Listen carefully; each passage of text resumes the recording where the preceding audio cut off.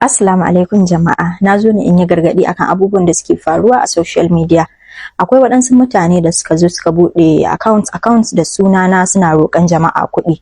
To gaskiya ban da masaniya akan haka, ba ni bace. Duk wani wanda ya ga an roƙe shi kuɗi a social media ba ni bace, ban da masaniya akan haka. Saboda yanzu haka an buɗe Ofe na Fiddausi Yahaya da Money Point na Fiddausi Yahaya. So mutane da dama na ma haɗu da mutane waɗanda suke ce min ai yanzu muka yi chatting da ke a TikTok ko a Instagram ko a me in ce ba ni bace, saboda ni gaskiya bana chatting a social media, ba na yi. So in ka ce min haka sai in ce ba ni bace, sai ce ni ce mana.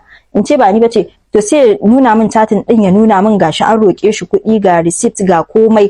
To abin tun dai baya bata min rai, har ya fara bata min rai, shine nace bari zan fito in yi magana, saboda ban taba ma fitowa ni na yi magana a social media ba. To abin ya fara yawa gaskiya.